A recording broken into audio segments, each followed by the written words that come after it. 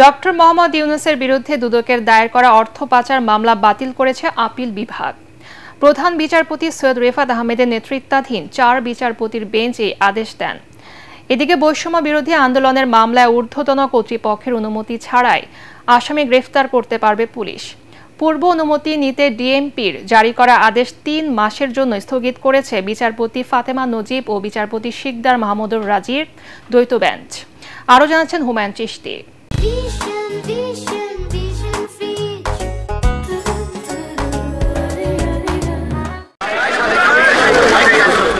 বিগত আওয়ামী লীগ সরকারের আমলে ডক্টর মোহাম্মদ ইউনূস সহ গ্রামীণ টেলিকমের শীর্ষ ৮ কর্মকর্তার বিরুদ্ধে ২৫ কোটি টাকা আত্মসাৎ ও পাচারের অভিযোগে মামলা করে দুদক।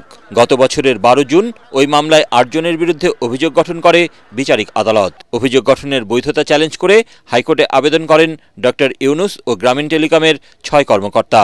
২৪ জুলাই হাইকোর্ট আবেদনটি খারিজ করে দিলে এর বিরুদ্ধে আপিল করেন ডক্টর মোহাম্মদ ইউনূস। ৫ আগস্ট রাজনৈতিক পট পরিবর্তনের পর ১১ আগস্ট আদালত থেকে মামলাটি প্রত্যাহার করে নেয় দুদক। কিন্তু মামলাটি চালিয়ে যেতে আপিল বিভাগে আবেদন করেন ডক্টর ইউনূস। আপিল অ্যালাউ করে এই মামলাটিকে কোয়াশমেন্ট অ্যালাউ করলো এবং আইনের মাধ্যমে এই মামলা থেকে ডক্টর মোহাম্মদ ইউনূস সহ বাকি যারা ৭ জন আছেন সবাইকে এই মামলা থেকে খালাস দিয়েছেন। আগের কমিশন যখন এটা মামলাটা করেছিল তখন হয়তো সঠিক পরামর্শটা ছিল না, পরবর্তীতে সঠিকভাবে এসেছে। এদিকে বৈষম্য বিরোধী আন্দোলনের মামলায় আসামি গ্রেফতারের জন্য পুলিশের ঊর্ধ্বতন কর্তৃপক্ষের অনুমতি নেওয়ার আদেশ কেন বেআইনি ঘোষণা করা হবে না তা জানতে চেয়ে রুল জারি করেছে হাইকোর্ট।